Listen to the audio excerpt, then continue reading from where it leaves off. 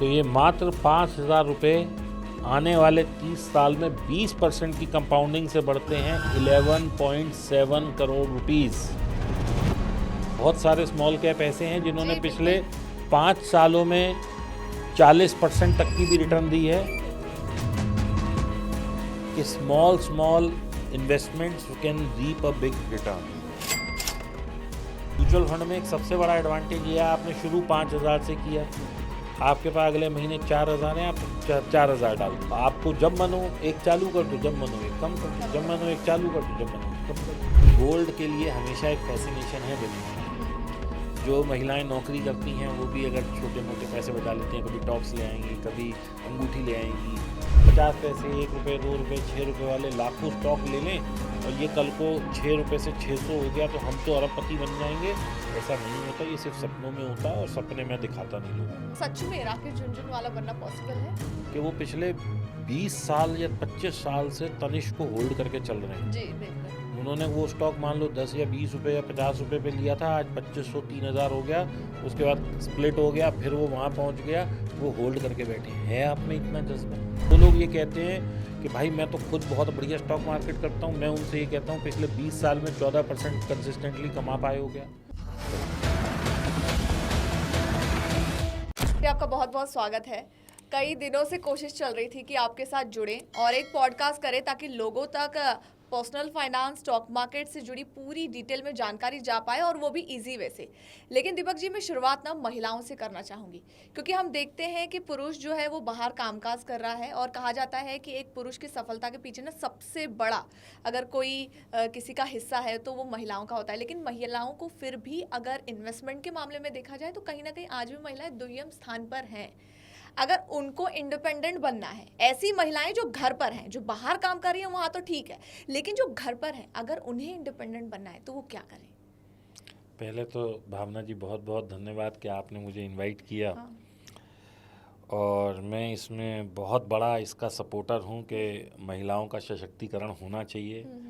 अगर कोई महिला हाउसवाइफ है, हमें लगता है ये कुछ नहीं कर रही, लेकिन अपने आप में वो एक पूरा फुल टाइम डेडिकेटेड जॉब है। ट्रू। बच्चों की अपब्रिंगिंग करना, एक पति को संभालना, घर को संभालना और उसमें किफ़ायती तरीके से घर को चलाना अपने आप में पूरा एक सब्जेक्ट है, अपने आप में कला है, पूरी कला भी है, सब्जेक्ट है। और उसमें हमारे जो देश की महिलाएं हैं वो बहुत सशक्त हैं और मैं उन सबको नमन करना चाहता हूँ, क्योंकि मेरे घर में भी एक महिला है तो मैं देखता हूँ कि वो बेचारी she is always on her toes. तो वो मतलब कभी बच्चों को संभाल रही है, कभी मुझे संभाल रही है, कभी कुछ चलता ही रहता है। तो ये आज आपने बहुत अच्छा टॉपिक उठाया है कि वो लोग अपने आप को फाइनेंशियल इंडिपेंडेंट, सशक्त तो वो ही हैं। हाँ। अगर हम ये सोचते हैं कि वो सशक्त नहीं है तो ये हमारी एक, मैं कहूँगा, छोटी सोच है, क्योंकि वो सशक्त हैं। जो महिला घर चला रही है वो सशक्त तो अपने आप में है जी। लेकिन अब उसे हम कैसे फाइनेंशियल इंडिपेंडेंस की तरह ला सकते हैं, वो एक समझने वाला टॉपिक है। तो देखिए, मैं ये नहीं कहता कि आपके पास करोड़ों रुपए होने चाहिए कि आप करोड़ों से 100 करोड़ बनाएं, लेकिन अगर आप 2-5 हज़ार रुपये महीना या 500 रुपये महीना भी कोई महिला सेव कर सकती है तो वो भी अपनी करोड़ों की जर्नी को स्टार्ट कर सकती है जी। अब इसके बहुत सारे तरीके हैं, लेकिन मैं सबसे एक निवेदन करना चाहूँगा कि पैसा 2 तरीके से ग्रो होता है। एक, आपके पास बड़ा पैसा हो और छोटा टाइम हो तो वो मल्टीप्लायर इफेक्ट आ जाता है, या आपके पास छोटा पैसा और बड़ा टाइम हो जी। दोनों में से एक चीज़ बड़ी करनी पड़ेगी। तो हम यहाँ उनको टारगेट करते हैं जिनके पास टाइम तो बहुत है लेकिन पैसा थोड़ा है, क्योंकि अगर किसके पास ज़्यादा पैसा है तो उसको तो कुछ ज़रूरत ही नहीं है। और स्पेसिफिकली अगर देखा जाए कि हाउस होल्ड हैं, अगर घर पर रह रही हैं महिलाएं, तो उनके पास ज़्यादा पैसा होगा ये हम अपेक्षा भी नहीं रख सकते। एक छोटे पैसे से वो शुरुआत कर सकती हैं, एक ज़ीरो से, या फिर हम कह सकते हैं कि अगर एक 0 से 100 तक की जर्नी करनी हो तो एक छोटे पैसे से कैसे शुरुआत करें? देखिए, बहुत सारे विकल्प हैं। अगर हम मान के चलें कोई महिला 500, 1000, 5000, 10,000 तक जोड़ सकती है, तो सबसे पहले अगर उसको बिल्कुल सेफ जाना है कि मेरी कैपिटल कभी भी नीचे ना जाए, जो मैं जोड़ रही हूँ वो ऊपर ही ऊपर जाती जाए, तो उसके लिए एक बहुत अच्छी ऑप्शन है, हर महीने या तो एफडी कर दें या एक पोस्ट ऑफिस में और बैंकों की स्कीम होती है जिसे बोलते हैं आरडी, रिकरिंग डिपॉजिट, जिसमें कि हमें एक फिक्स इंटरेस्ट मिलता है जो कि 7-8% होता है। किसी केस में 5-6 भी हो सकता है, लेकिन 5 से 8% के बीच में वो वेरी करता है। कौन सा बैंक है, कौन सा पोस्ट ऑफिस है, क्या है, उसके ऊपर। अब इसमें क्या होता है जी, इसमें अगर आपने आज 500 डाले, अगले महीने 500 डाले, अगले महीने 500 डाले, ऐसे आपने पूरे साल 500 डाले तो 6,000 रुपये बनते हैं जी। लेकिन ये आप कभी भी ये नहीं देखेंगे कि 500 रुपये आपके 499 हुए, यानी कि 500 will never turn to 499। True. होगा क्या, ये हमेशा आगे मल्टीप्लाई होंगे, कंपाउंड होता कम ज़्यादा हो सकते हैं, मतलब इन टर्म्स ऑफ रिटर्न, है। ओके। हाँ। लेकिन वो कभी भी आपकी कैपिटल जो है वो लॉस में नहीं है। तो ये एक तरीका हो गया। दूसरा, जैसे मैंने बताया, एफडी भी कर सकते हो। आपने 2-3 महीने पैसे जोड़े, फिर एफडी कर दी, फिर 2-3 महीने जोड़े, फिर एफडी कर दी। इससे आपका एक बैंक बैलेंस भी बढ़ता रहा और एफडी पे ब्याज तो मिल ही रहा है अच्छा। तो 2 तरीके ये हो गए। तीसरा तरीका ये है कि अगर आपको एक लॉन्ग टर्म वेल्थ जनरेट करनी है जी। तो आप मिनिमम 500 रुपये से एसआईपी शुरू कर सकते हैं। एसआईपी होता है म्यूचुअल फंड में पैसा लगता है। अब इसमें एक जोखिम है, क्योंकि ये पैसा बाजार में लग रहा है। तो जैसे आपने सुना होगा कि mutual fund investment is subject to market. इसको मैं हिंदी में बोल देता हूँ कि म्यूचुअल फंड की जो रिटर्न है वो बाजार जोखिमों के अधीन है। इसका क्या मतलब होता है, बाजार क्या है, पहले हम इसको मैं थोड़ा सा समझाना चाहूँगा। जैसे महिलाओं के लिए है ये, तो मैं उनके लिए बता देता हूँ। जैसे सोने का एग्जाम्पल लेते हैं, सोना माने गोल्ड। अब आपने देखा होगा सोना कभी 60,000 हो गया, फिर 50 आ गया, फिर 70 चला गया, फिर 65 आ गया, अब 1 लाख के ऊपर चला गया था, फिर 90 तक आ गया, अब आज फिर 1 लाख के ऊपर चल दिया। तो ये जो गिरावट और बढ़ना है, इसको कहते हैं बाजार के मार्केट में जोखिम जो है। यानी कि हो सकता है कि आज से 3 महीने पहले जब 1 लाख था, आपने वहाँ इन्वेस्ट किया हो, तो अब आप 3 महीने बाद देख रहे हैं तो 90,000 रह गया, तो आपकी रिटर्न तो आई नहीं जी। यानी कि ये 10,000 रुपये तोले का आपको लॉस है। तो यही बाजार के जोखिम है। अब ऐसे ही जब आप मार्केट में पैसा डालते हैं, यानी सिप में डालते हैं, तो क्या होता है कि आपने मान लीजिए एक इंडेक्स, हम निफ्टी की बात करें, मान लीजिए 25,000 निफ्टी पे डाला और निफ्टी गिर के आ गई 24,000, तो आपका पैसा चाहे 500 रुपये डालें, 5,000 डालें, 5 लाख डालें, 5 करोड़ डालें, वो कम होएगा ही होएगा, क्योंकि मार्केट के साथ वो चलेगा। लेकिन अब एक डेटा भी है भावना कि मार्केट जैसे इस वक्त बिल्कुल पीक पे खड़ा है। पीक पे खड़ा है। हाँ। अब हम एक बात समझते हैं, 1990 से हम देखते हैं तो 1992 में एक स्कैम आया हर्षद मेहता का, फिर 2000 में .com बबल आया, फिर 2007-8 में लेमन ब्रदर की मद्दी आई, फिर 2012 में अपने यहाँ कितने स्कैम, कोल स्कैम, वो 2G 3G स्कैम, और जाने कितने ही स्कैम हुए। फिर वो चारा घोटाला आया, फिर मोदी जी आए 2014 में, 2014, 2017 और 2020 लगातार हमने स्कैम देखे और कई दफ़ा मार्केट में हमने बड़े बड़े फॉल देखे। उसके बाद जो हमारी जनरेशन ने एक और सबसे बड़ा इवेंट देखा, दैट वाज कोरोना जिसे बोल रहे हैं आप। तो वहाँ पे मार्केट जो है 38-40% गिरा, लेकिन आज तक कोई भी बाजार का ऐसा फॉल नहीं है जहाँ से बाजार ऊपर नहीं आया, क्योंकि अब आप देखें बिल्कुल पीक पे खड़ा है। आज हम जुलाई के बिल्कुल लास्ट में ये पॉडकास्ट शूट कर रहे हैं, तो बाजार अभी भी पीक पे खड़ा है। तो यानी कि बाजार की एक टेंडेंसी मुझे समझ आ गई कि ये गिरेगा बढ़ेगा, गिरेगा बढ़ेगा, लेकिन अल्टीमेटली जा ऊपर ही रहा है। जैसे सोना है, मैंने अपनी ज़िंदगी में, मेरी शादी 25 साल पहले हुई थी जी। तो उस वक्त 4200 रुपये गोल्ड था, वहाँ से कूद के एकदम 6,000 आ गया, लेकिन 6,000 के बाद 1 साल तक वो 4200 भी चलता रहा। अच्छा। ठीक है, यानी 50% वो करेक्ट हो गया। 6,000 से अगर मैं बात करूँ, मतलब 30% सॉरी करेक्ट हो गया। तो इस तरीके से करेक्शन हुई। लेकिन अब मैं अगर इसको दिल से लगा के बैठ जाऊँ, अरे मैंने तो 6,000 पे लिया था, 4,000 आ गया, तो क्या 4,000 के बाद कभी ज़िंदगी में ऊपर नहीं गया? Of course, definitely, तो इसलिए ये सब ऊंचे नीचे, इसको वेव ऑफ मार्केट कहते हैं या साइकिल्स ऑफ मार्केट कहते हैं। अगर आप कोई भी सिप कर रहे हैं तो उसका ड्यूरेशन जो होता है वो ये नहीं होता कि 2 साल 3 साल, कम से कम 10 साल और ज़्यादा से ज़्यादा 30-35 साल करें तो आपकी एक वेल्थ जनरेट होती है। ओके। अब सिप में क्या होता है, शुरू के 5-7 साल आपको ऐसा लगेगा मेरी कैपिटल कम ज़्यादा हो रही है, लेकिन उसके बाद कंपाउंडिंग के इफेक्ट से मार्केट गिरे बढ़े जो भी हो, वहाँ पे अपने को एक पॉजिटिव रिटर्न दिखने लगता है। लेकिन मैं यहाँ पे महिलाओं को एक चीज़ और कहना चाहूँगा, अगर आप मुझे अलाउ करें तो मैं कैलकुलेटर यूज़ कर लूँ, क्योंकि मेरे को मुँह जबानी याद नहीं है। ज़रूर।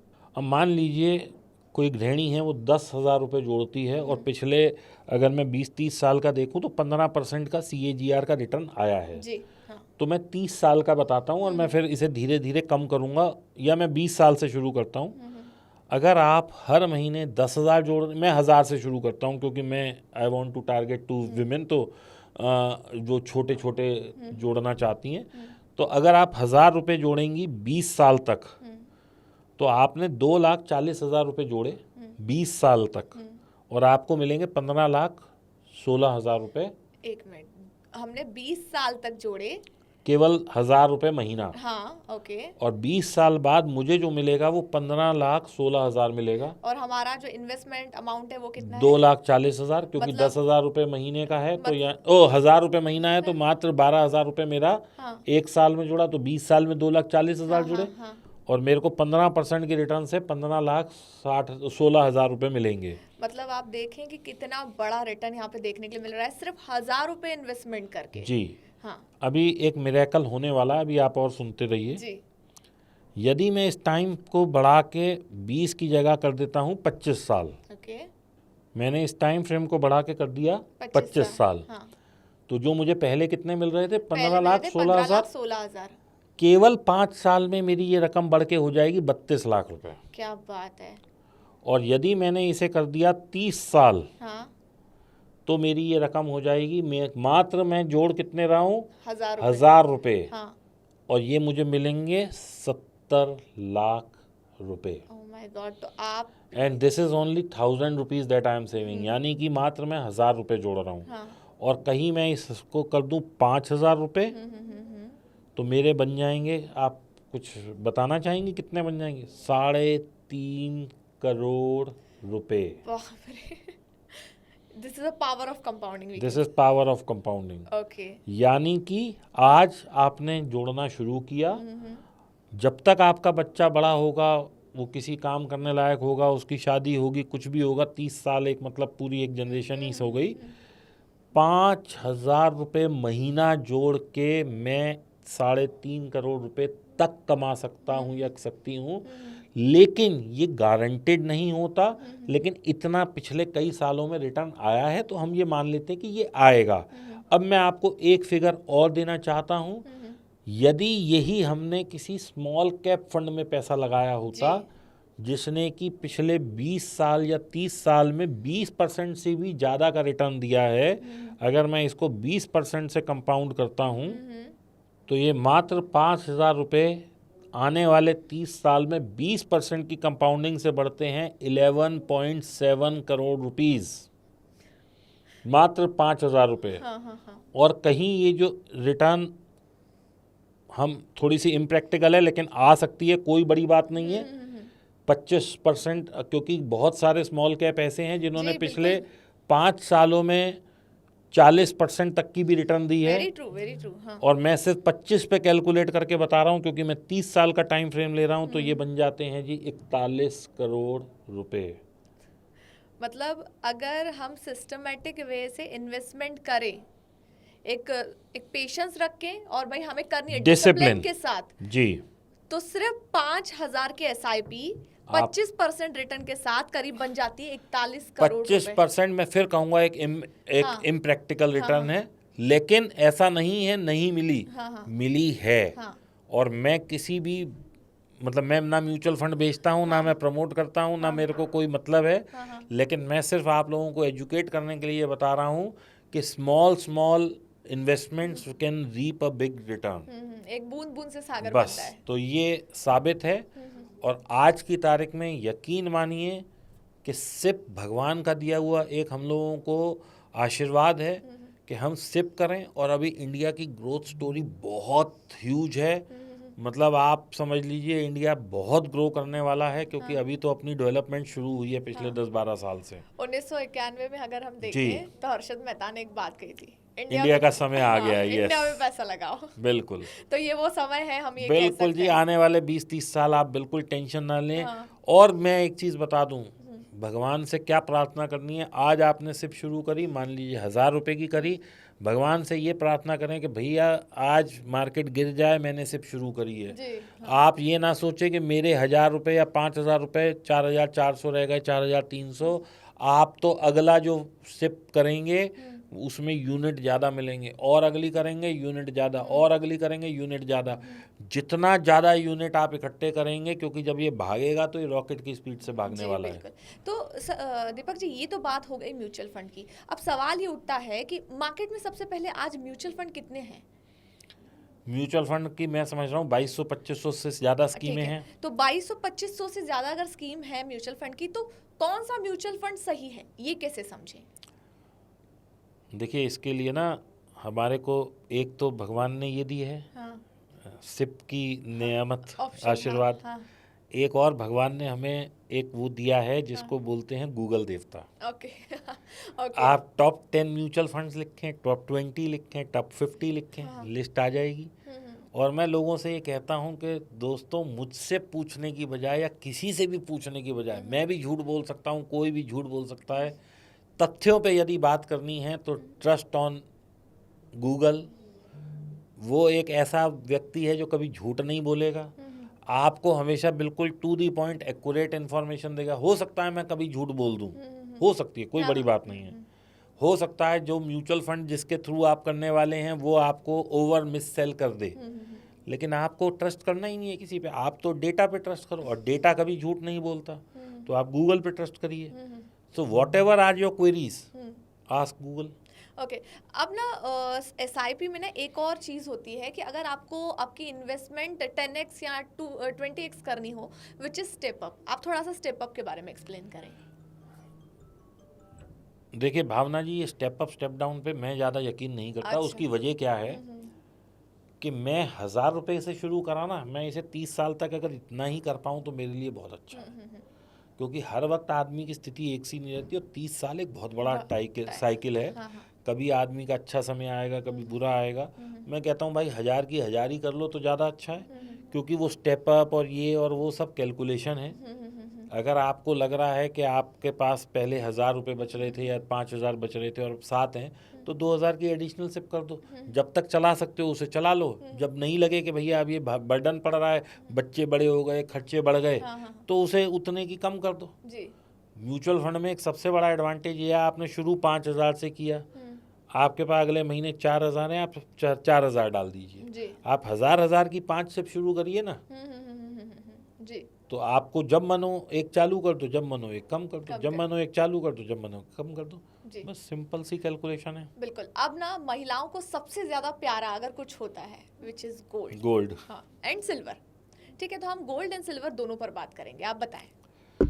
देखिए गोल्ड एक ऐसी चीज़ है जो स्त्री धन में भी आती है, और क्योंकि हम भारत में हैं तो यहाँ पे क्या है कि हम कितना ही कहें कि दहेज लेना पाप, दहेज देना पाप, लेकिन कोई भी महिला, मैं नहीं समझता हिंदुस्तान में ऐसी होगी जो शादी करके जाए और उसके पिताजी उसको यथा अनुसार गोल्ड ना दे। चाहे वो 1 ग्राम दें या 1 किलो दें या 100 किलो दें या 10 ग्राम दें, मुझे नहीं पता, मैं इस पर कोई टिप्पणी नहीं करना चाहता। लेकिन गोल्ड के लिए हमेशा एक फैसिनेशन है विमेन का। जो महिलाएं नौकरी करती हैं वो भी अगर छोटे मोटे पैसे बचा लेती हैं, कभी टॉप्स ले आएंगी, कभी अंगूठी ले आएंगी, या जैसे मेरे को 25 साल हो गए, मैं अपने निजी तजुर्बे से बोलता हूँ कि जब भी मुझे ऐसा लगता है कि मेरी कमाई बढ़ रही है या मेरे पास पैसा आ रहा है, तो मेरी वाइफ अपने आप ही कह देती है चलो दीपक किसी दिन गोल्ड ले आते हैं। तो ये एक बेसिक नेचर ऑफ विमेन है इंडिया में, और मैं कहता हूँ कि ये है तो घर बचे हुए हैं, क्योंकि gold has become such a big asset कि आपका ये छोटा छोटा लिया हुआ गोल्ड कहाँ पहुँच गया। देखिए 4,000, मेरी शादी पे 4,000 रुपये गोल्ड था, और आज 1 लाख से ऊपर है। तो अगर मेरी वाइफ ने उस टाइम का गोल्ड संभाल के रखा हुआ है तो वो हमारे लिए तो एक असेट बनी गया ना। बिल्कुल। अगर हमने कोई उस वक्त समझो 4,000 रुपये का गोल्ड लिया था तो आज वो 1 लाख हो गया। अगर मान लो उस वक्त 4 लाख का लिया था तो आज वो 1 करोड़ हो गया। जी बिल्कुल। तो ये तो देखिए सिंपल सी कैलकुलेशन है, इसमें कोई वो नहीं है। और गोल्ड क्योंकि क्या है, हर कंट्री की रिक्वायरमेंट है जी। आज किसी भी कंट्री को, मान लो ऐसा नहीं है कि आज मोदी जी या RBI का मन करा और उन्होंने कहा भैया इतने नोट छाप दो और हम पब्लिक में बांट देंगे, ऐसा नहीं है। अगर उन्हें नोट छापने हैं तो उन्हें पहले 1 किलो गोल्ड रखेंगे तो 1 करोड़ के नोट छपेंगे, वो फिर आप लोगों में बटेंगे और उसके अगेंस्ट वैल्यू आएगी। अगर ये गोल्ड नहीं होगा तो इस नोट की कोई वैल्यू नहीं है, फिर तो कागज़ का टुकड़ा है, जितने मर्जी छाप लो। तो to have a value for your currency, gold जो मतलब वो क्या नाम है, गोल्ड को कोलेट्रल रखता है, और ये हर कंट्री को रखना पड़ता है, कोई ऐसा नहीं कि इंडिया में ही है। किसी भी कंट्री को नोट छापने हैं तो उसे गोल्ड लेना पड़ेगा। तो गोल्ड क्या है, it is a backup for your currency.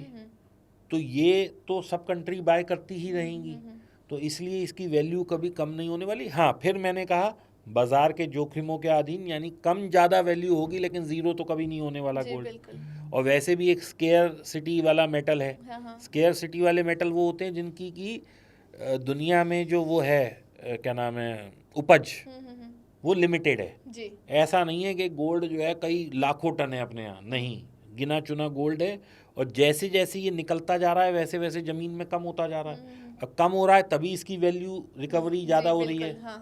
क्योंकि लेबर कॉस्ट भी बढ़ रही है, हर चीज़ की कॉस्ट बढ़ रही है, तो एक तो वो इफेक्ट इसका बढ़ रहा है। दूसरा, क्योंकि खनिज है कम हो रहा है, इसलिए इसकी डिमांड बढ़ रही है। और अब आप डिमांड में ये देखिए, हम 2014 में 110 करोड़ थे, आज हम 150 करोड़ पे आ गए।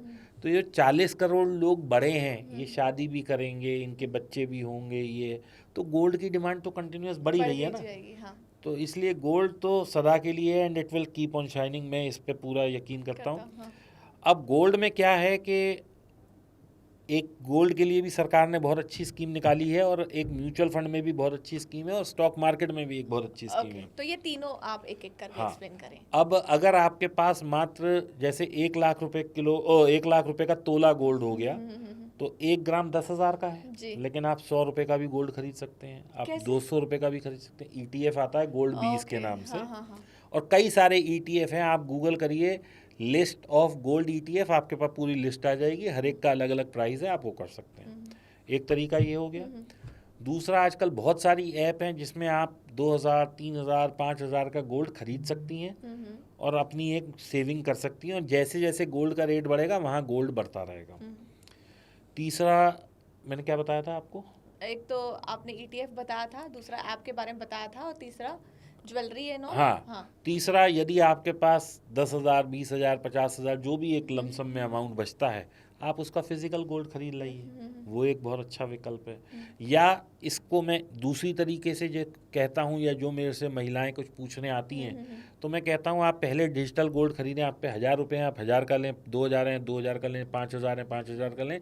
ऐसे आप अपना 1,50,000 रुपये इकट्ठा कर लीजिए, और जब आपके ये 1,50,000 जो भी आपका वो है, इसको बेचिए और फिर फिजिकल गोल्ड ले लीजिए। क्योंकि अगर आप ये सोचेंगे कि मुझे पूरे 50,000 लाख का ही गहना लेना है, तो वो ना आप कभी जोड़ पाएंगी, ना वो कभी आएगा, और जो पैसे बचते हैं वो खर्च हो जाएंगे। तो इससे बेटर है कि छोटे छोटे खर्च वो करिए, जोड़िए और बड़ा ले आइए। तो ये एक विकल्प है। ओके, क्या सिल्वर हम सोच सकते हैं कि गोल्ड से भी आगे भाग सकता है आने वाले दिनों में, या फिर बेस्ट ऑप्शन है, क्योंकि गोल्ड का प्राइस तो बढ़ता जा रहा है, तो क्या सिल्वर एक बेस्ट ऑप्शन हो सकता है इन्वेस्टमेंट के लिए? अभी देखिए, कल ही ताजी एक न्यूज़ आई है, मैं इस पर रील भी बनाने वाला हूँ। वैसे आज मुझे बनानी चाहिए थी, लेकिन मैं पहले आपका पॉडकास्ट आ गया। कल ही एक वो आया है कि जैसे अभी तक स्टैंडर्ड गोल्ड क्या था BIS के हिसाब से, 24 कैरेट, 22 कैरेट, फिर 18 कैरेट, 14 कैरेट, अब BIS ने 9 कैरेट को भी मंजूरी दे दी है। यानी कि अब आप देखेंगे कि 9 कैरेट में भी गहने बनने लगेंगे जी। क्योंकि गोल्ड की वैल्यू इतनी ज़्यादा हो गई है कि they are left with no choice कि वो 9 कैरेट में बनाएं। और वैसे भी आजकल आप जैसी, मैं तो खैर देखिए मेरी तो उम्र हो गई, लेकिन जो मेरी बिटिया भी है और जो ये यंग महिलाएं हैं, ये तो पहनती ही सारा वही हैं, simple gold with very delicate and this thing. मेरी अपनी बिटिया भी ऐसे ही पहनती है। तो गोल्ड की वैल्यू को तो हम कुछ नहीं कर सकते, लेकिन हमने क्या किया, 24 से 22 पे आए, 22 से फिर 18 पे आए, 18 से 14 पे आए, और अब 9 पे आ गए हैं। तो 9 कैरेट एक विकल्प है। ठीक है, तो अब आगे थोड़ा सा बढ़ते हैं और अब बात कर लेते हैं स्टॉक्स की। अगर महिलाएं स्टॉक में इन्वेस्टमेंट करना चाहें तो कैसे वो शुरुआत करें? एक इनिशियल स्टेज पर आने के बाद, समझ लीजिए एक नई महिला है, उसको मार्केट में इन्वेस्टमेंट करना शुरू करना है, क्या स्टेप होने चाहिए उसके पहले? देखिए, स्टॉक मार्केट सुनने में और समझने में ऐसा लगता है बहुत आसान है, but it is very difficult to make money in stock market. Okay. तो मैं तो सबसे ये कहता हूँ, चाहे वो महिला हो पुरुष हो, ये इससे कोई मतलब नहीं है, क्योंकि आपने सुना होगा कि 93% जी, पीपल बिल्कुल। Are losing money in stock market. तो आप वैसे कोई भी बिजनेस चैनल देखें तो उस पर ये रोज कोई ना कोई बोल ही रहा होता है कि भैया लॉस से बचो, लॉस से बचो, क्योंकि 93% लोग लॉस में हैं, और ये सेबी का डेटा, ये कोई जी, मेरा बनाया हुआ बिल्कुल, नहीं है। हाँ। तो मेरा कहना ये है कि आपके पास या तो काफ़ी बड़ा पैसा हो तो आप डायरेक्ट मार्केट में आए, अदरवाइज अगर कम पैसा है तो म्यूचुअल फंड एक बहुत अच्छा बिल्कुल, विकल्प है। हाँ। अगर फिर भी ये है कि मुझे अपने हाथ से खरीदना है, बेचना है, तो इंडेक्स के ETF आते हैं, जैसे निफ्टी ETF हो गया, बैंक निफ्टी ETF हो गया, IT का ETF हो गया। आप उन सेक्टर्स में पैसा लगाएं रादर देन इंडिविजुअल स्टॉक। मैं ऐसा क्यों बोलता हूँ, मैं 2-3 उदाहरण देता हूँ आपको स्टॉक के उससे। कोविड जब चल रहा था, सारी मार्केट डाउनफॉल पे थी, FMCG के स्टॉक ऊपर जा रहे थे। तो एक कंपनी है हिंदुस्तान यूनिलीवर, आपने जी। नाम सुना होगा, जी। उसका स्टॉक उस वक्त भी 2300-2400 था, आज भी वही है, 5 साल बीत गए। अच्छा, हाँ। तो इसका मतलब देयर इज नो रिटर्न। लेकिन true। मैं ये नहीं कहूँगा कि वो कंपनी अच्छी नहीं थी, कंपनी बहुत अच्छी है, ब्लू चिप कंपनी है। पिछले 50 साल से हम लोग टूथपेस्ट से लेके सब कुछ सारी यूनिलीवर का चीज़ें, यूज़ कर रहे हाँ, हैं, हाँ, लेकिन उसकी रिटर्न नहीं आई। हाँ। क्यों नहीं आई, that can be any reason, मैं उस पर नहीं जाऊँगा क्योंकि वो हमारा चर्चा का अभी विषय नहीं है। तो स्टॉक्स में क्या हुआ कि हो सकता है जो पर्टिकुलर स्टॉक आप लें वो अंडर परफॉर्म करे या नो परफॉर्म करे, या वो कंपनी ज़ीरो भी हो सकती है। जी। लेकिन whenever you are investing in index या ETF ऑफ इंडेक्स, तो वहाँ पे ये है कि अगर अब इंडेक्स क्या होता है, 50 कंपनियों का एक समूह है। जी। तो सरकार ने क्या कहा, भैया जो भी टॉप की 50 कंपनी है उसको एक हम इंडेक्स बना देते हैं, यानी इस डब्बे में डाल देते हैं। अब वो 50 कंपनी हमेशा बेस्ट ही रहने वाली है। अब अगर इन 50 में से कोई भी एक कंपनी अंडर परफॉर्म करेगी, वो बाहर आ जाएगी, और जो 51 कंपनी है वो अंदर घुस जाएगी। ओके। तो that means you are always with 50 best companies. आप सेफ रहोगे हमेशा। आप सेफ रहोगे। ये दोस्तों इसका मतलब ये नहीं है कि 100 रुपये लगाए तो ये 50 नहीं हो सकते, 50 हो सकते हैं, लेकिन वो 50 भी बेस्ट में ही होंगे। You are always with the best. तो आप क्या कर रहे हैं, हमेशा बेस्ट के साथ हैं। तो इसको हम बोलते हैं निफ्टी का ETF। ऐसे ही बैंक निफ्टी का ETF होता है, ऐसे ही IT का होता है। तो आप ETF में पैसा डालिए या किसी भी इंडेक्स में पैसा डालिए, तो उसमें क्या होता है, कंपनी के सिलेक्शन से आप बच जाते हैं। अगर IT सेक्टर अच्छा करेगा तो सारी कंपनी चलेंगी। एक कंपनी हो सकता है 20-30% दे, लेकिन इंडेक्स हो सकता है 16-17 दे, लेकिन एक कंपनी 30% गिर भी सकती है, इंडेक्स 30% इतनी आसानी से नहीं गिरा करता। हाँ। एक फैक्टर ये है। दूसरा, मुझे दिख रहा है कंपनी बहुत अच्छी है, लेकिन उसके अंदर कोई कॉर्पोरेट गवर्नेंस का इशू आ गया। जैसे हम लेते हैं येस बैंक, बैंक चल रहा है, आपको दिख भी रहा है, ब्रांच में काम भी हो रहा है, सब काम बिल्कुल बढ़िया हो रहा है, क्रेडिट कार्ड भी है येस बैंक के पास कोई ऐसा प्रोडक्ट नहीं है जो नहीं हो, और मैं पूरा मतलब मैं अच्छा समझता हूँ, लेकिन उसका स्टॉक नहीं परफॉर्म कर रहा। True, very true. हाँ। तो to avoid these kind of situations, अगर आपको खुद से बटन दबा के करना है तो इंडेक्स में इन्वेस्ट करिए, अदरवाइज बेस्ट है म्यूचुअल फंड को पैसा दे दीजिए। क्योंकि वहाँ पे क्या है, मेरे पास कब खबर आएगी, जब मार्केट में हरकत हो चुकी होगी और उससे क्या होगा, प्राइस गिर रहा होगा, तब मेरे को पता लगेगा अरे यार ये क्यों गिर रहा है, मैं देखूं। लेकिन जो गिरा रहा है उसे वो कौन है, FII DIIs या म्यूचुअल फंड्स। तो वो म्यूचुअल फंड के पास सबसे पहले इंफॉर्मेशन आएगी। अब इसकी एक वजह है, इसकी वजह क्या है कि मैं एज ए इन्वेस्टर कितने पैसे लेके बैठा हूँ, लाख, 2 लाख, 10 लाख, 20 लाख, 50 लाख, मैं 1 करोड़ भी लेके बैठा हूँ। लेकिन क्या 1 करोड़ की पूंजी लेके बैठने के बाद मैं इंफॉर्मेशन पे, टीम पे, रिसर्च पे 10 लाख रुपए महीना खर्च कर सकता हूँ? नहीं कर सकता। हाँ। लेकिन म्यूचुअल फंड करोड़ों रुपए खर्च करते हैं इन सब चीज़ों पे, तब वो हमारे को एक अच्छी रिटर्न दे पाते हैं। सेकेंडली, उनकी स्टडी कितनी डीप डाउन होती है कि आज इस कंपनी का ये प्रॉफिट है, कल इस कंपनी का ये सेल्स हो सकती है, वो तो प्रोजेक्ट करते हैं, और उस प्रोजेक्शंस पे they buy the stock with a vision of के ये मुझे 10 साल होल्ड करना है, ये मुझे 15 साल होल्ड करना है, ये मुझे 30 साल होल्ड करना है। म्यूचुअल फंड्स की बात कर रहा हूँ मैं, लेकिन वो हम नहीं कर सकते। सेकेंडली, जब भी कोई स्टॉक अंडर परफॉर्म करेगा, they are the first one to click it out of their portfolio. तो कोई भी जब स्टॉक नीचे आया है, मान लीजिए कोई 500 का स्टॉक है, वो 300 आया, तो 300 आपके और मेरे बेचने से थोड़ी आएगा। हम रिटेलर तो कुछ नहीं कर सकते। वो क्या होता है, म्यूचुअल फंड्स बेच रहे होते हैं, तो they are the first one to click it out of their portfolio. लेकिन हम लोग क्या सोचते हैं, अरे 500 वाला 300 में मिल रहा है, तो हमारे पास उतनी इन्फॉर्मेशन ही नहीं है। वो 300 वाला 150 मिल रहा है, वो लोग बेचते जा रहे हैं, हम बेवकूफ़ों की तरह खरीद रहे हैं, और अल्टीमेटली वो किसी और अच्छे स्टॉक में घुस जाते हैं, हम इसे पकड़ के बैठे रहते हैं। तो हमें कभी भी ना पेनी स्टॉक या इस तरह का स्टॉक नहीं लेना चाहिए, क्योंकि ये बात समझ के चलिए कि जहाँ पे वैल्यू होगी उसको हम पकड़ ही नहीं सकते। और हम ये सोचें कि हम 50 पैसे, 1 रुपये, 2 रुपये, 6 रुपये वाले लाखों स्टॉक ले लें और ये कल को 6 रुपये से 600 हो गया तो हम तो अरबपति बन जाएंगे। ऐसा नहीं होता, ये सिर्फ सपनों में होता है, और सपने मैं दिखाता नहीं लोगों को।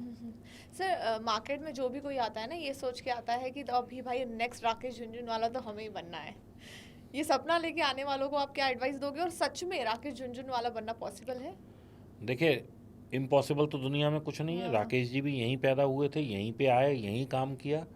लेकिन राकेश जी जैसा बनने के लिए ना एक बहुत बड़ा डिसिप्लिन चाहिए, एक बहुत बड़ी स्टडी चाहिए। राकेश झुनझुनवाला की जितना मैं उन्हें पढ़ा है, हालांकि मैं तो कभी मिला तो नहीं हूँ, लेकिन मैंने सिर्फ इंटरनेट पे ही पढ़ा है कि वो पिछले 20 साल या 25 साल से तनिष्क को होल्ड करके चल रहे हैं। जी बिल्कुल। उन्होंने वो स्टॉक मान लो 10 या 20 रुपये या 50 रुपये पे लिया था, आज 2500 3000 हो गया, उसके बाद स्प्लिट हो गया, फिर वो वहाँ पहुँच गया, वो होल्ड करके बैठे हैं। है आप में इतना जज्बा? हम लोग 100 की चीज़ 110 होती है, तब तो हमारे पेट का पानी हिलने लगता है कि भाई निकलो निकलो निकलो, कहीं ये भी लॉस में ना आ जाए। हम इतना लंबा होल्ड कर सकते हैं। सेकेंडली, हमें कॉन्फिडेंस होना चाहिए ब्रांड पे, मैनेजमेंट पे, प्रोडक्ट पे और कंपनी पे। वो उनकी स्टडी है। अगेन व्हाट आई सेड कि हम लोगों के पास उतने रिसोर्सेज नहीं है, तो हम बजाय इस पे दिमाग लगाएं कि कौन सा चलेगा क्या चलेगा, इसके लिए आप आउटसोर्स कर दें अपने पैसे को और उन्हें दे दें, वो लोग बेटर कमा के दे देंगे। जो लोग ये कहते हैं कि भाई मैं तो खुद बहुत बढ़िया स्टॉक मार्केट करता हूँ, मैं उनसे ये कहता हूँ पिछले 20 साल में 14% कंसिस्टेंटली कमा पाए हो क्या? अगर नहीं कमा पाए तो बेटर है उसको दे दो ना पैसा। Very true. हाँ भाई जो आदमी ये कह रहा है मैं तो पिछले 20 साल से स्टॉक मार्केट कर रहा हूँ, हो सकता है आपका एक स्टॉक 10 20 50 रुपए वाला 500 नहीं 5000 पहुंच गया हो, लेकिन how much percentage is that of your whole portfolio? मैं तो होल पोर्टफोलियो की बात कर रहा हूँ कि आज से 20 साल पहले आपने जो काम शुरू किया था और आज आप कहीं भी पहुंचे हो, क्या वो 14 15 20% की CAGR है? नहीं है। इसको मैं बहुत काबिलियत नहीं मानता कि आपने 20 लाख लगाए थे आज वो 1 करोड़ हो गए। भाई मुझे तो सिर्फ ये बता दो कि हर 5 साल में मेरी कैपिटल डबल हो रही है नहीं हो रही? हाँ सही है। बस सिंपल सी कैलकुलेशन है। अगर नहीं है तो बेटर है म्यूचुअल फंड को दे दो और मैं कुछ और काम कर लूँ, लाख 2 लाख की नौकरी कर लूँ, तो वो तो जो कमा रहा है, मैं अपने रिसोर्सेज से और ज़्यादा पैसा बना लूँ। बिल्कुल। ट्रेडिंग करना सच में एक बेस्ट ऑप्शन है, या कि ट्रेडिंग को हम लोग फर्स्ट बिजनेस मान सकते हैं, और ट्रेडिंग से सच में पैसा कमाया जा सकता है या नहीं? देखिए जी, इस पे मेरा सीधा सा एक से है। हाँ यदि आप सीख के कर रहे हैं तो पैसा ज़रूर बन सकता है, Okay. और यदि आप बगैर सीखे कर रहे हैं तो आप अपना घर वर भी सब इसमें दे जाएंगे मार्केट में। हाँ। ओके, तो अभी आपने कहा कि अगर स्टडी करके अगर आप कर रहे हैं तो फिर भी आप कमा सकते हैं। स्टडी इन द सेंस किस चीज़ की पढ़ाई की जाती है, आप थोड़ा समझाएं। देखिए क्या है कि आपको कोई भी स्टॉक लेना है, कोई भी इंडेक्स लेना है, कुछ भी लेना है। इंडेक्स तो आप कभी भी ले सकते हैं क्योंकि वो तो आपका विज़न बहुत लंबा है। लेकिन अगर आप स्टॉक ले रहे हैं तो किस बेसिस पे ले रहे हैं? क्या कंपनी अच्छी है, क्या उसका प्रोडक्ट अच्छा है, क्या प्रॉफिटेबिलिटी अच्छी है, उसका ट्रैक रिकॉर्ड अच्छा है, किस वजह से ले रहे हैं? और भावना सबसे इम्पॉर्टेंट चीज़ स्टॉक मार्केट में, घुसना इम्पॉर्टेंट नहीं है, निकलना इम्पॉर्टेंट है। चाहे वो प्रॉफिट बुकिंग के वक्त निकलना हो, चाहे वो स्टॉप लॉस लेके निकलना हो। ठीक है ना? तो exit is more important, entry is not at all important. Okay समझी। सर, अगर समझ लीजिए स्टॉक मार्केट में मुझे आना है, ऐसे कौन से 5 सेक्टर रहेंगे मेरे लिए जो अगले 5 साल में ग्रोथ दिखा सकते हैं? देखिए भावना जी, सारी चीज़ ना हमारे आसपास ही हैं। एक FMCG सेक्टर में सुबह उठ के पेस्ट, साबुन, शैम्पू ये तो रोज़ यूज़ करता ही हूँ, तो FMCG कभी बंद नहीं होगा। और जैसे कि जनता बढ़ती जा रही है तो FMCG का बिजनेस बढ़ेगा। तो आप FMCG सेक्टर पे विश्वास कर सकते हैं। Over a period of time बीमारियां बढ़ रही हैं, तो फार्मा एक पोटेंशियल सेक्टर आगे चल के हो सकता है। तीसरा, ऑटोमोबाइल एक ऐसी चीज़ है जो इंडिया में जनसंख्या बढ़ेगी तो गाड़ियाँ हों, बाइक हों, कार हों, अब वो कार ईवी भी हो सकती है, हाँ। पेट्रोल डीजल भी हो सकती है, वॉट एवर इट इज़, हाँ। लेकिन ये सेक्टर बढ़ेगा ही बढ़ेगा। चौथा, ऑयल एंड नेचुरल गैस एक फैक्टर है। आप ठीक है, गाड़ियाँ बंद हो जाएंगी, ईवी आ जाएंगी, लेकिन घर पे चूल्हा तो जलेगा। सही बात है। अब जैसे कि 100 से हम 140 करोड़ हो गए तो सबके घर में खाने की खपत तो बढ़ी गई ना, मतलब हाँ हाँ हाँ। तो गैस की खपत तो बढ़ी रही है विद द टाइम। ठीक है, मैं मान सकता हूँ कि पेट्रोल डीजल की खपत कम हो जाएगी क्योंकि ईवी आ गया, लेकिन ये ईवी भी बहुत सस्टेनेबल नहीं लगता मुझे, क्योंकि जो लिथियम आयन की बैटरी बन रही है वो lithium is more polluting than carbon pollution. Okay. ये एक रिसर्च है जो, और बहुत सारी कंट्रीज इसलिए ईवी को ज़्यादा सपोर्ट नहीं कर रही हैं। लेकिन अगेन ये थ्योरीज भी हो सकती हैं, मैं I am not the expert, तो मैं पहले ही माफ़ी मांग लेता हूँ।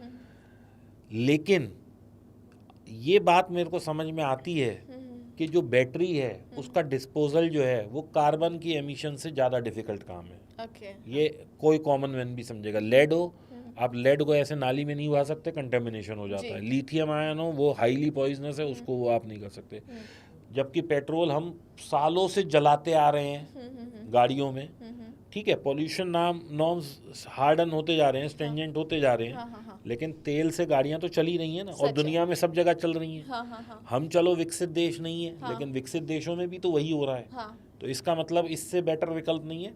अब ईवी कितनी कामयाब होगी नहीं होगी, क्योंकि अभी ईवी की फर्स्ट जनरेशन है।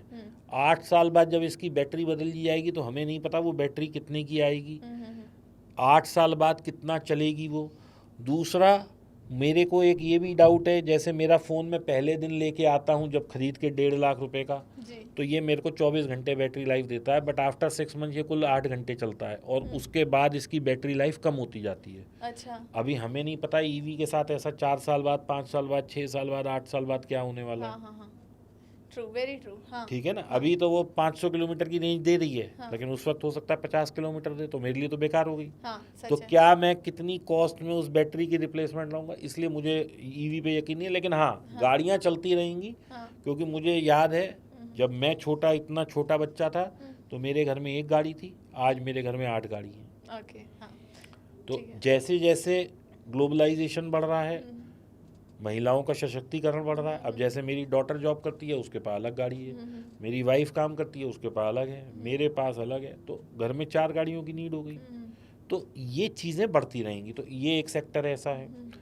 दूसरा, कंज्यूमर इलेक्ट्रॉनिक या कंज्यूमर जो कंजम्पशन वाली चीज़ें हैं वो कभी भी बंद नहीं होंगी। ये चीज़ें समय के साथ बढ़ रही हैं, क्योंकि जनसंख्या बढ़ रही है, ये बढ़ेंगी। फिर एक सेक्टर आप जैसे कपड़े हैं, टेक्सटाइल, हर आदमी को कपड़ा तो पहनने को चाहिए ही ना, तो ये सेक्टर कभी बंद नहीं होगा। जैसे जैसे पॉपुलेशन बढ़ेगी, इसकी कंजम्पशन बढ़ेगी। तो ये कुछ चीज़ें ऐसी हैं जो समय के साथ कभी बंद नहीं होगी। और दूसरा, ये सेक्टर बढ़े, ये सेक्टर बढ़े, ये बढ़े, मुझे नहीं पता, लेकिन इन सब के बीच में एक कॉमन सेक्टर है जो हमेशा बढ़ता रहेगा, वो है बैंकिंग। क्योंकि आज आप मान लीजिए एक बच्चा है, वो नौकरी कर रहा है, उसकी जैसे ही 1 लाख 1.5 लाख की सैलरी हुई, उसने एक होम लोन ले लिया टैक्स बचाने के लिए। वो होम लोन उसने नहीं लिया, बैंक की तो 30 साल आगे की कमाई सुनिश्चित हो गई ना। True, very true. हाँ। क्योंकि वो 25 साल का लोन ले रहा है, तो बैंक को आज ही पता लग गया कि हमें क्या ब्याज मिलने वाला है हर महीने। और इस तरह के लाखों करोड़ों लोग ले रहे हैं जब होम लोन, तो बैंक का तो धंधा चलने ही वाला है। सही बात तो है। अच्छा, अब मान लीजिए ऑयल एंड नेचुरल गैस चलता है, तो भी बैंक चलेगा। आपकी सैलरी बढ़ रही है तो क्या करेंगी, आदमी की सैलरी जैसे ही बढ़ती है वो या तो कार लेता है या घर लेता है। अब गाड़ी भी वो लेता है तो लोन पे लेता है, घर लेता है वो भी लोन पे लेता है। और तो और छोड़ दीजिए, अगर आज ये लोन का सिस्टम बंद हो जाए तो एप्पल को आईफोन हिंदुस्तान में बेचने मुश्किल हो जाए, क्योंकि जो आदमी 25 से 30 हज़ार रुपये महीना कमा रहा है, वो भी कहता है मैं 5,000 की किस्त दे के तो 2 साल की आईफोन ले ही लूँगा। तो वो लड़का भी जो है अपने हाथ में आईफोन 16, 17, 18 जो भी लेटेस्ट चल रहा है मुझे नहीं पता, लेकिन वो चमका रहा है 1.5 लाख का फ़ोन। सही बात क्योंकि उसे अपनी गर्लफ्रेंड को भी इम्प्रेस करना है, उसे समाज को भी दिखाना है कि देखो मैं आईफोन लेके चल रहा हूँ, because it's an inspiration. True, very true. तो बैंक तो हर किसी बिजनेस की बैकबोन है ही है। ओके, क्रेडिट कार्ड का बढ़ता यूज, जैसे हमने कहा कि आज गाड़ियां हो या फिर एप्पल के फोन हो, 20-30 हज़ार रुपये कमाने वाला भी इंसान ना लोन लेके क्रेडिट कार्ड पे ले ही रहा है कि मुझे आईफोन लेना है। क्रेडिट कार्ड का बढ़ता यूज कहीं ना कहीं हमारे देश के युवाओं को पीछे खींच रहा है, मैं ये कह सकती हूँ। देखिए, क्रेडिट कार्ड के प्रॉस एंड कॉन्स दोनों हैं। मैं आपको दोनों का उदाहरण देता जी। हूँ। मान लीजिए आज मैं हूँ हम्म, और ये मेरे साथ आप बीती है। हम्म, आदमी का समय हर वक्त तो एक सा रहता नहीं है, तो समय का पहिया है, ऊपर भी जाएगा नीचे भी जाएगा। अब पहले हम बात करते हैं अच्छाई की, क्योंकि हर चीज़ के दो पहलू होते हैं। मान लीजिए मेरे घर में कोई मेडिकल इमरजेंसी आ गई और मुझे 10-15 लाख रुपए या 5 लाख जो भी पैसे की ज़रूरत है। अब मैं अपने पेशेंट को संभालूं या किसके आगे हाथ फैलाऊं? सही बात है। तो उस टाइम में credit card again a gift of God, ठीक है ना। मैं 15 दिन 20 दिन महीने भर बाद इसके पैसे कैसे दूंगा वो मेरे को बाद में सोचना है, पहले मुझे अपने मरीज को बचाना है। जी जी। ठीक है ना। तो ये एक अच्छा ही पॉइंट हो गई इसकी। और सेकेंडली, क्रेडिट कार्ड आपको फैसिलिटी देता है, भाई तुम इस महीने नहीं दे पा रहे, थोड़ा सा पैसा दे दो, अगले महीने ब्याज के साथ दे देना। यानी आपको कोई हाय तौबा नहीं है उस पैसे की कि मुझे तो अगले महीने देना ही है। अगर आपको कोई बड़ी रिक्वायरमेंट है, आपको 5 लाख की लिमिट है, आपको ज़्यादा पैसा चाहिए, आप फ़ोन करिए कि सर मेरी इस महीने लिमिट बढ़ा दो, वो ये भी कर देते हैं। कई बैंक्स की ऑफ़र आती है। तो ये एक अच्छी बात हो गई। अब दूसरा है कि आपकी भाई साहब आमदनी है 50,000 रुपये और आप अपनी गर्लफ्रेंड को इम्प्रेस कर रहे हैं, आप अपने पार्टीज़ कर रहे हैं, आप शराबें पी रहे हैं, ये जो भी आप एक लग्जरी लाइफ मेंटेन करने के लिए you are in that vicious circle of credit card, तो वो एक बैड उसका इफ़ेक्ट है। तो ये दोनों ही बातें हैं। मतलब हमारे समाज में हर चीज़ की एक अच्छाई भी है, एक बुराई भी है। अब ये तो आपको सोचना है कि आपको क्या करना है। तो मैं क्रेडिट कार्ड को गलत नहीं कहता। अगर आपकी एलिजिबिलिटी है, कार्ड बनवा के रखिए, क्योंकि that is a liquid money ready with you. भगवान ना करे किसी को किसी भी आपातकालीन स्थिति में ज़रूरत पड़े, लेकिन अगर ज़रूरत पड़ती है तो किसी के आगे हाथ क्यों फैलाना है भाई, इससे ले लो ना क्रेडिट पैसा। कार्ड है। Very true. रियल एस्टेट की आपने बात की थी कि घर खरीदना एक इमोशन है। आपको क्या लगता है, रियल एस्टेट में इन्वेस्टमेंट करना बेस्ट है या फिर म्यूचुअल फंड एंड स्टॉक्स में?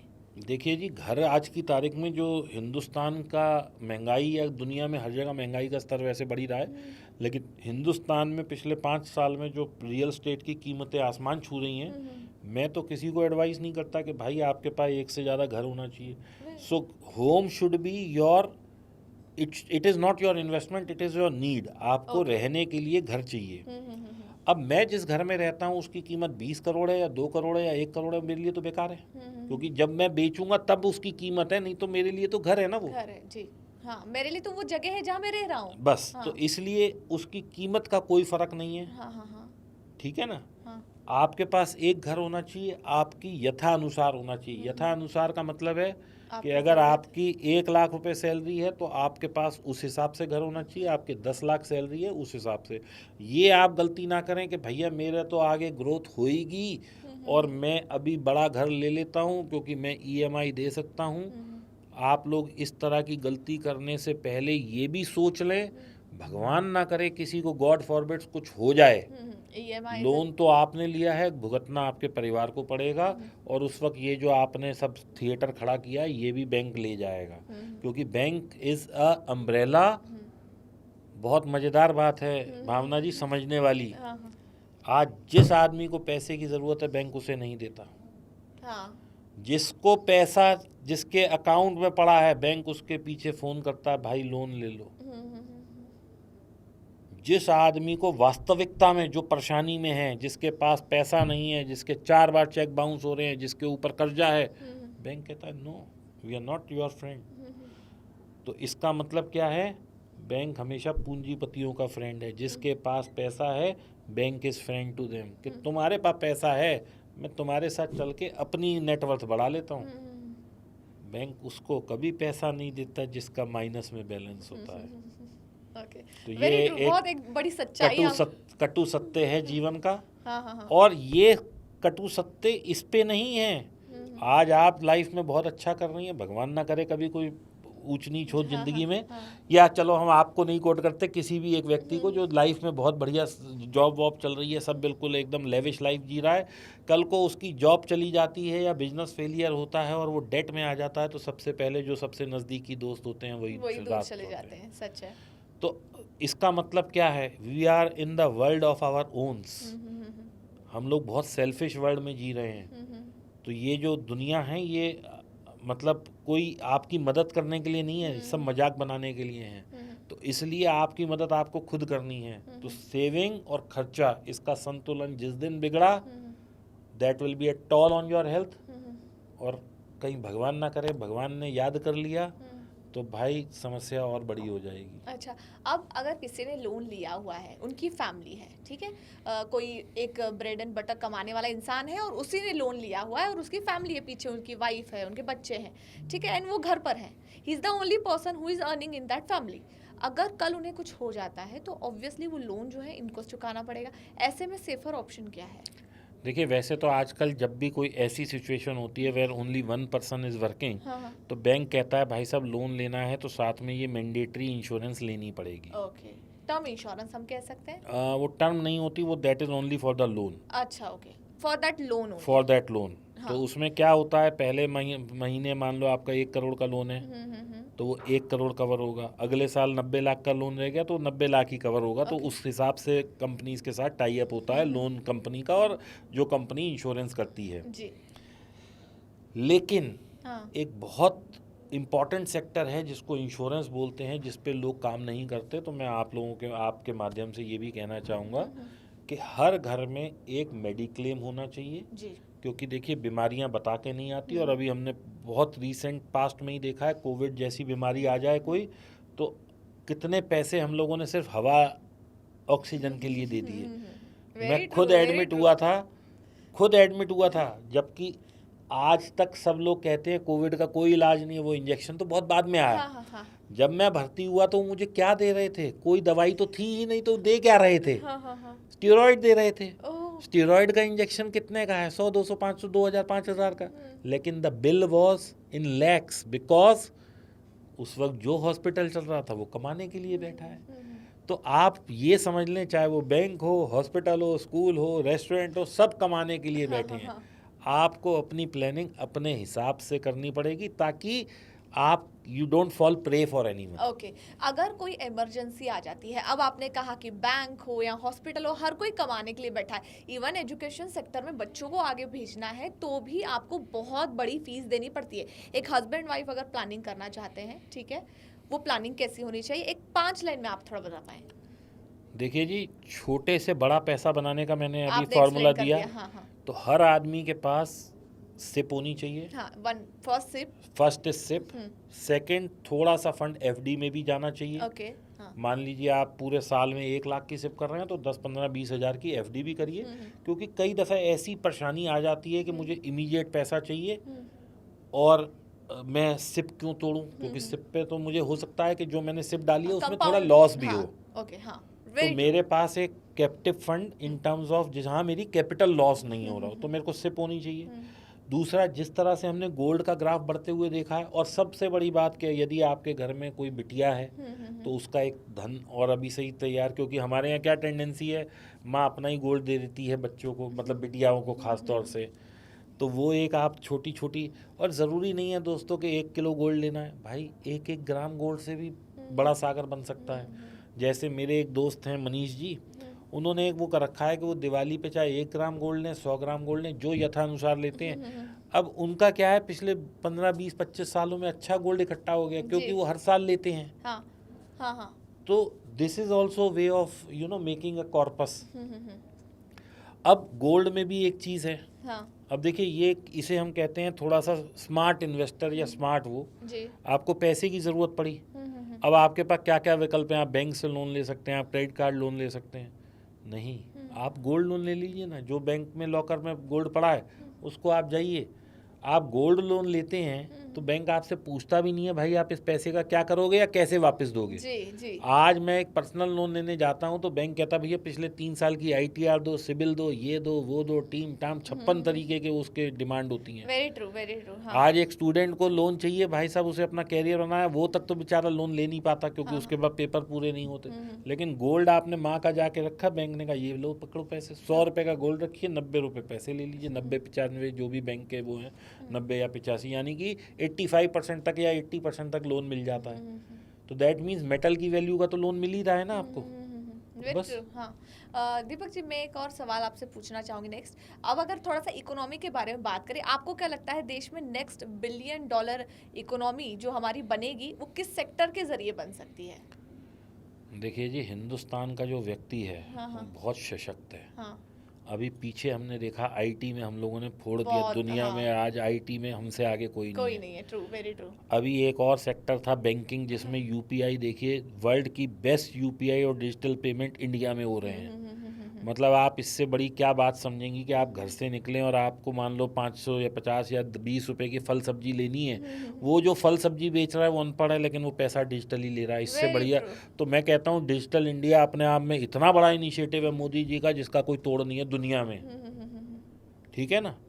तीसरा, आप देखिए, मेरे को बहुत ज़्यादा पीछे नहीं जाऊंगा मैं, लेकिन पिछले 15 साल में जब से मोदी गवर्नमेंट आई है, नितिन गडकरी जी ने क्या सड़कें बना दी हैं, इंफ्रास्ट्रक्चर। हाँ। तो अपने यहाँ क्या है, we are a developing economy, और आइडियाज़ आप देखिए अपने यहाँ कितने जो हैं वो बने यूनिकॉर्न्स। आप देखिए दुनिया में कहीं भी ये वो कामयाब नहीं है। क्विक डिलीवरी ऐप्स जो हैं अपने यहाँ जेप्टो और ब्लिंकिट देखिए क्या मज़ेदार चल रही हैं जी हाँ, वेरी ट्रू। तो we are a benchmark setter for the world in so many fields. IT में आज हमारा कोई मुकाबला नहीं है, डिजिटल में हमारा कोई मुकाबला नहीं है। ये क्विक डिलीवरी ऐप्स लोगों को लगता था सब लॉस में छूटेंगे, चल रही हैं। और भी बहुत सारे सेक्टर हैं, जैसे EV में हम लोग बिल्कुल, हमारे यहाँ जो प्राइसिंग है और बाकी जगह पे देखिए बहुत डिफरेंस है। डिफरेंट है, वेरी। मोबाइल्स देखिए कितनी बड़ी कंजम्पशन मार्केट है अपने यहाँ। कोई मोबाइल आता है करोड़ों की तादाद में पहले दिन बिक जाते हैं। एप्पल का नया फ़ोन आता है लोग लाइन लगा के, अभी हम कह रहे हैं कि we are a poor economy, एक बार एप्पल के यहाँ जाके खड़े होके देखिए। आपके बॉम्बे में बड़े बड़े रेस्टोरेंट हैं जहाँ 1-1 साल की वेटिंग चल रही है, आज आपको वहाँ जाके खाना खाना है तो नाम लिखवाइए। जी बिल्कुल सच कह रहे हैं आप। तो हाँ। फिर कहाँ है कमी? हाँ।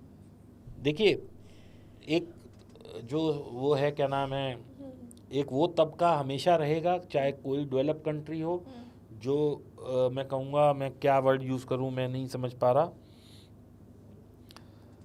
मतलब एक लोअर मिडिल क्लास और एक अपर मिडिल क्लास और एक उससे ऊपर रिचेस। हाँ। ये हर इकोनॉमी में है, चाहे आप दुनिया में लंदन में चले जाएं, चाहे आप US में चले जाएं, चाहे आप चाइना चले जाएं, अगर वो लोग काम करेंगे नहीं तो ये लोग रिच बनेंगे नहीं। जी। तो ये तो हमेशा रहने ही वाला है। लेकिन दीपक जी आप जैसे बात कर रहे हैं कि जो देश की हमारी इकोनॉमी है वो बढ़ती जा रही है, नो डाउट कंजम्पशन बढ़ रहा है, यही तो कारण है कि कहीं ना कहीं हम GDP ग्रोथ दिखा रहे हैं। लेकिन what about per capita income? Per capita income भी राइज पे है।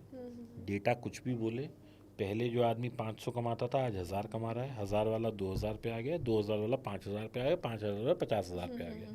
अगर ये राइज नहीं होगी तो देश कैसे बढ़ रहा है? जी। फिर हमारा भी हाल वैसे ही होता जैसे हमारे नेबरिंग कंट्रीज़ का है, भुखमरी होती, लाचारी होती और हम आगे नहीं बढ़ रहे होते। आज we are turning towards 5 trillion economy, तो सब ऐसे ही बढ़ेगा ना। ये नहीं हो सकता कि हम 5 ट्रिलियन पे पहुंच जाएं, जो 500 कमा रहा था वो 100 रुपये पे आ जाए। ये तो पॉसिबल ही नहीं है। अच्छा, अब अगर भारत को अमेरिका और चाइना जितना बड़ा बनना है तो और कौन कौन से सेक्टर में हमें काम करना है? मैडम सेक्टर देखो सारे चल रहे हैं। हमारे यहाँ कोई ऐसी टेक्नोलॉजी दुनिया में कहीं नहीं है जो हमारे यहाँ नहीं है। आप समझ के देखो, ऐसा ये आज से 20-30 साल पहले होता था, अरे वहाँ मोबाइल फ़ोन ये वाला चल रहा है अपने यहाँ नहीं है, वहाँ 4G चल रहा है अपने यहाँ नहीं है। आज जो टेक्नोलॉजी वहाँ आती है 2 महीने बाद अपने यहाँ चल रही है। तो अपन कहीं टेक्नोलॉजी में पीछे नहीं है। अपन की प्रॉब्लम क्या है, जनसंख्या हमारे यहाँ बहुत है जी। तो ग्रोथ का जो ग्राफ दिखना चाहिए वो नहीं दिख रहा। बस समस्या ये है, बाकी ग्रोथ हो रही है लेकिन जब हम उस ग्रोथ को 140 करोड़ से भाग करते हैं तो वो डेसिमल में बढ़ रही है। ओके। अगर यही मान लो हमारे पास हम 1 लाख रुपए से बढ़ रहे हैं समझो आप, और हमारे पास 100 लोग हों तो पता लगा हर एक आदमी पे 1000 रुपये आ रहे हैं। हाँ लेकिन हमारे साथ क्या है, बढ़ तो हम लाख रुपए रहे हैं लेकिन जनसंख्या हमारे पास है 10,000, हाँ तो वो ग्रोथ वहाँ दिख नहीं रही है। हाँ हाँ ठीक है। दीपक जी, आज अगर समझ लीजिए दीपक जी को 1 करोड़ रुपए मिल जाए, दीपक जी कहाँ कहाँ इन्वेस्ट करेंगे और कैसे उसका इस्तेमाल करेंगे? देखो जी, अगर मेरे को 1 करोड़ रुपए मिल जाए हाँ तो मैं उसका 20% लगाऊंगा गोल्ड में, ओके 20% डालूंगा एफडी में, ठीक है 20% डालूंगा म्यूचुअल फंड में, ठीक है। Which will be again in हाँ, फॉर्म ऑफ सिप, हाँ, मैं एक साथ नहीं डालूंगा। हाँ 20% में डालूंगा इंडेक्स इन्वेस्टिंग हाँ में, हाँ जो इंडेक्स की इन्वेस्टिंग होती है, और 20% में खा पी के मौज ले लूँगा। ओके ठीक है। आज आज अगर मैं देखूं तो आपको क्या लगता है कि अगर मुझे बिजनेस करना है, मुझे अपना एक नया बिजनेस खड़ा करना है, किस इंडस्ट्री में सबसे ज्यादा पैसा दिखता है आपको? भावना जी, एक ऐसा सवाल है हाँ कि आज की तारीख में एक सैलून वाला भी करोड़ों कमा रहा है, हाँ एक हाँ चाय वाला भी करोड़ों कमा रहा हाँ है। डॉली चाय वाले का भी अभी एग्जाम्पल देखा हाँ हमने। हाँ तो कोई काम आज की तारीख में छोटा या बड़ा नहीं है। हाँ हाँ हाँ हर काम में स्कोप है जहां आप अपनी डेडिकेशन और अपना पूरा 100% देना चाहो। जी ठीक है ना। आज आप मुझे बताओ किस सेक्टर में आपको करो, जो ट्यूशन पढ़ाने वाले थे, फिजिक्स वाला नाम सुना है ना, जी। कितना बड़ा ग्रुप बन गया। Very true. ठीक है, तो हम ये भी नहीं कह सकते कि मास्टर तो छोटा ही काम होता है जो ट्यूशन पढ़ाते थे पहले हाँ वो। हाँ हाँ हाँ अब हम कौन सा सेक्टर ऐसा है जहाँ करोड़पति हमें नहीं दिख रहे। सिर्फ दिक्कत क्या है कि हम दूसरों को देख रहे हैं, हम अपने स्किल सेट पे काम नहीं कर रहे हैं। The day we will start working on our skill set, कोई ऐसा काम नहीं है जिसमें करोड़ों, मैं तो कह रहा हूँ आप यूनिकॉर्न बना सकते हैं। बस आपकी डेडिकेशन और लगन होनी चाहिए। कौन से 3 फैक्टर हैं जो हमें ध्यान रखना चाहिए बिजनेस स्टार्ट करने वक्त? कम से कम लेवरेज होनी चाहिए, यानी कि लोन हमें कम से कम लेना चाहिए, जी। क्योंकि लोन की जो मार है वो बहुत बुरी होती है, ब्याज बहुत तेज मारता है। दूसरा, हम जिस भी फील्ड में घुसना चाह रहे हैं उसका हमें परिपूर्ण ज्ञान होना चाहिए। जी अगर हम बगैर नॉलेज के घुसेंगे तो फिर तो शेयर मार्केट में ही घुस जाओ ना, जहाँ लॉस भी बड़ी आसानी से आ जाता है। फिर हम क्यों इतनी इन्वेस्टमेंट करके और एक फैक्ट्री सेटअप करें और फिर लॉस लें, बेटर है आसान लॉस ले लो। तो एजुकेशन इज़ वेरी इंपॉर्टेंट। कुछ भी करना हो सीखना तो पड़ेगा। ओके इंडिया ना बहुत ज़्यादा प्राइस फ्रेंडली है, मतलब अगर आप उनको एक बड़ी कीमत दे देंगे ना तो वहाँ पर खरीदारी थोड़ी कम होती है। अफोर्डेबल प्राइस फैक्टर कितना ज़्यादा इंपॉर्टेंट होता है बिजनेस में? क्या चीज़ महंगी नहीं बिक रही हिंदुस्तान में, बताइए। आज आप रोलेक्स के यहाँ चले जाइए कि मुझे घड़ी चाहिए, हाँ, लग्जरी ये मार्केट मैं तो बढ़ रहा है, नो 30 डाउट। लाख रुपए की घड़ी लेना चाहता हूँ, वो कहते हैं भाई साहब 1 साल बाद आना। हाँ हाँ आज आप गाड़ियाँ देखिए, मर्सिडीज नहीं बिक रही, BMW नहीं बिक रही। मैं उस तबके की बात नहीं कर रही हूँ जो 1% में आता है, हम बाकियों की बात कर रहे हैं। जो 30 लाख के रोलेक्स नहीं खरीदेगा, मैं उसकी बात करना चाहती हूँ। अरे आप देखिए ना, आज एक लड़का कमाना शुरू करता है, वो साल के 2 लाख कमा रहा है, 1.5 लाख उसके हाथ में मोबाइल है, और इससे ज़्यादा क्या आपको चाहिए देश की तरक्की? हाँ हाँ हाँ हाँ आप मुझे बताइए, उस बच्चे की हिम्मत देखिए। हाँ हाँ हाँ वो कमा 2-2.5 लाख रुपए रहा है और 1.5 लाख का फ़ोन पे अफोर्ड कर वो खर्चा कर रहा है। वो अगर जीन्स पहन रहा है तो ब्रांडेड पहन रहा है, वो लोकल मार्केट से जीन्स नहीं ले रहा है। जूते पहन रहा है तो वो फलाने। मैं तो खुद दंग हूँ, मैं अपने बच्चे की बताऊँ या मैं अपने बच्चे का फ्रेंड सर्कल देखता हूँ। हमारे पिताजी ने तो जो हमें 1000, 500, 200, 300 के जूते दिलाए, हमने ले लिए। आज बच्चे कहते हैं नहीं जी मुझे तो इस ब्रांड का जूता चाहिए। चाहे बाप कमा पा रहा है या नहीं कमा पा रहा है, चाहे वो 6 महीने रुक के ले रहा है, लेकिन बच्चा इतना इंस्पिरेशनल है कि वो कह रहा है जी मैं तो यही लूँगा। आप बताइए किस चीज़ में हमारे यहाँ मतलब वो कंजम्पशन नहीं हो रही, या कौन सा सेक्टर ग्रो नहीं कर रहा? अच्छा, लग्जरी मार्केट भारत का इतना क्यों बढ़ता जा रहा है? क्योंकि लोगों के अंदर इंस्पिरेशन की वो है। हाँ हाँ हर आदमी चाह रहा है कि मैं अभी मारुति चला रहा हूँ, मैं होंडा चलाऊँ, फिर होंडा से मैं ये चलाऊँ, मैं ये से ये चलाऊँ, फिर मैं मर्सिडीज चलाऊँ। तो एक इंस्पिरेशन है, और मैं कहता हूँ सपने होने चाहिए। अगर सपने हैं तो ही तो ग्रोथ है। ओके ओके और एक और कि मार्केटिंग बिजनेस में बहुत ज़्यादा इम्पोर्टेंट होती है। लेकिन आप देखें, जैसे मैं आज चाय बेच रही हूँ, वो भी चाय बेच रहा है, तीसरा पर्सन है वो भी चाय बेच रहा है। अब अपने मार्केटिंग में ऐसा क्या नया किया जा सकता है कि जिससे मेरा बिजनेस आगे बढ़े? देखिए, आपको आउट ऑफ द बॉक्स तो सोचना पड़ेगा।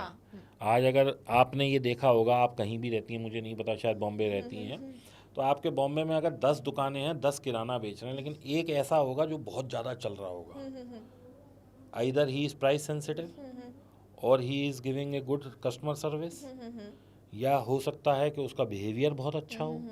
या हो सकता है कि उस पास सारी चीज़ें मिल जाएं जो औरों के पास नहीं है। तो किसी भी ब्रांड को ऊपर जाने के लिए इनोवेशन और नई नई चीज़ें सोचनी पड़ेगी। कौन सी एक मार्केटिंग स्ट्रेटेजी जो आपके माइंड में है कि यार इस कंपनी ने ना सुपर मार्केटिंग की है? अभी रिसेंटली मैं देख रहा हूँ मैकडोनल्ड्स ने रणवीर सिंह का बर्गर टांग हर बोर्ड पे टंगा हुआ है, रणवीर सिंह अच्छा। Menu, Ranveer Singh menu. हाँ हाँ हाँ तो ये बिल्कुल आउट ऑफ द बॉक्स सोच है ना। हाँ हाँ हाँ मतलब बर्गर का रणवीर सिंह से क्या लेना देना है। हाँ हाँ। विमल पान मसाला में आप देखिए कितने सारे हीरोज आते हैं जबकि वो खुद नहीं कंज्यूम करते उसे। Very true. तो बट इससे मार्केट गिमिक्स, हाँ, क्योंकि but इससे क्या हमारा युवा खराब नहीं हो? देखिए हर चीज़ के दो पहलू हैं। हाँ अब ऐसे तो आप फ़ोन यूज़ कर रहे हैं, उसका भी 2-2 4-4 10-10 घंटे स्क्रीन टाइम है लोगों का। हाँ हाँ हाँ तो उससे भी स्पॉइल हो रहा है युवा। तो हाँ देखिए स्पॉइल होना ना होना ये हर व्यक्ति के अपनी जो एक पारिवारिक उसकी वो हैं, क्या कहते हैं, वैल्यूज़, उस पर डिपेंड करता है। आप अपने बच्चे को किस तरह की वैल्यूज़ देते हैं, अपने बच्चे को अच्छा बुरा क्या समझाते हैं। अब एक माँ बाप हैं वो तो अपने बच्चे को कॉलेज भेज रहे हैं ये सोच के कि मेरा बच्चा पढ़ रहा है। कौन माँ बाप ये चाहता है कि मेरा बच्चा कॉलेज जाके सिगरेट पिए? कौन ये चाहता है कि मेरा बच्चा ड्रग्स ले? Very true. लेकिन बच्चे करते हैं ऐसा गलत काम। अब इसमें माँ बाप एट फॉल्ट हैं या बच्चा एट फॉल्ट है? जी बिल्कुल। ना बच्चा एट फॉल्ट है ना माँ बाप, उसकी सोसाइटी एट फॉल्ट है। जिस जगह वो मूव कर रहा है उसने सिर्फ ये गलती कर दी कि उसने चयन अपना गलत कर लिया। ओके। तो ये देखिए। अच्छा, अब एकदम लास्ट सेशन की तरफ मैं आती हूँ और मैं जानना चाहूँगी कि अगर मुझे पैसा कमाना है तो 5 ऐसी बातें जो मुझे दिमाग में रखनी है। बड़ा पैसा एकदम ओवरनाइट नहीं आता, स्मॉल स्मॉल स्मॉल से बड़ा बनता है। ओके। हाँ। दूसरा, अगर मैं ये सोचूं कि ओवरनाइट में रिच हो जाऊंगा, पॉसिबल नहीं है, टाइम देना पड़ेगा। 2 कंपोनेंट होते हैं जब आप एक ग्राफ देखते हैं, तो एक होता है टाइम का, एक होता है पैसे का। अगर बड़ा पैसा डाल रहे हैं तो टाइम कम डालना पड़ेगा, अगर छोटा पैसा डाल रहे हैं तो टाइम बढ़ाना पड़ेगा। तो ये 2 चीज़ आपको हमेशा याद रखनी है। तीसरा, बहुत हाई रिस्क कंपोनेंट्स में नहीं जाना है, यानी डायरेक्ट स्टॉक मार्केट में घुसने की बजाय म्यूचुअल फंड एक बेटर विकल्प है। अब 100 रुपये सेव करने हैं तो 50 म्यूचुअल फंड में करो, 20 गोल्ड में करो, कुछ एफडी में करो, कुछ आरडी में करो। इस तरह का एक पोर्टफोलियो होना चाहिए। ये एक बहुत अच्छा विकल्प है, क्योंकि कभी ऐसा भी हो सकता है कि आपका म्यूचुअल फंड 10% नीचे हो किसी साल, लेकिन आरडी या एफडी से आपका 10% आ गया तो आपका वो म्यूचुअल मतलब जो पोर्टफोलियो है या जो टोटल इन्वेस्टमेंट है वो बराबर रही जी, स्टेबल हो जाएगी। स्टेबल हो गई। एक बहुत इंपॉर्टेंट चीज़ है जिस पे हम चर्चा करना भूल गए या मैंने नहीं बोला, मैं बोल देता हूँ। कहीं भी आप ग्रीड में फंसेंगे, यानी कि लालच में फंसेंगे, स्कैम होना निश्चित है। जैसे कि आजकल बहुत सारे टेलीग्राम में मेरे नाम से स्कैम हो रहा है कि सर आप 4000 दीजिए और 8000 मिल जाएंगे आपको 4 घंटे में। जी। यानी कि 24 घंटे में हमारा पैसा 5x, मतलब कितना, 8000 के 40000, यानी 10x हो रहा है। तो भाई उनसे मैं ये कहता हूँ, और जो लोग इस स्कैम में फंस जाते हैं उन बेवकूफ़ों से मैं ये पूछना चाहता हूँ कि भाई जो तुम्हारे 4 के 16 या 20 कर रहा है उस पे अपने 4 नहीं है, वो तुम्हारे लिए क्यों करेगा? सही बात है, वो अपना करेगा ना भाई। वो अपने 4000 से 20 कर लेगा, फिर 20 के 100 कर लेगा, 100 के 500 कर लेगा, 500 के 5000 कर लेगा, और ऐसे करके मात्र 60 दिन में वो दुनिया का सबसे बड़ा आदमी हो जाएगा। इस कंपाउंडिंग को जरा करके देखो। हाँ हाँ हाँ हाँ। तो लोगों को ये समझना पड़ेगा कि पैसा भाई बहुत धीरे धीरे आता है, तेज नहीं आता। तो इस तरह के स्कैम से बचें। आप गोल्ड का, हमें सबको पता है 1 लाख रुपए का रेट है, कहीं 80,000 मिल रहा है तो मतलब खोट है ही है। ये बात समझना मुश्किल नहीं है। कई बार ऐसा होता है, यार इसका ना ये रेट है लेकिन उसके पास है वो मुझे इतने में दे रहा है। भाई वो रिश्तेदार है तेरा, क्यों दे रहा है कोई भी आदमी कोई चीज़ सस्ती? तो इसका मतलब स्कैम होना निश्चित है। True, very true. कोई भी आप इंश्योरेंस लेते हैं, ये लेते हैं, वो लेते हैं, अगर बहुत ज़्यादा एग्रेसिव रिटर्न दिखाई जा रही है, स्कैम होना निश्चित है। तो इन सब चीज़ों से बचना चाहिए, और पैसे को धीरे धीरे ही मल्टीप्लाई होता है। पैसे का कोई शॉर्टकट नहीं होता, पैसा धीरे धीरे ही आता है। Very true, very true. और आपने बहुत कुछ बताया आज के पॉडकास्ट में, काफ़ी अच्छी इन्फॉर्मेटिव ये पॉडकास्ट रहा। जी। मैं खुद आज आपसे बहुत कुछ सीखी हूँ। बहुत बहुत शुक्रिया दीपक जी हमारे साथ जुड़ने माय के लिए। प्लेजर।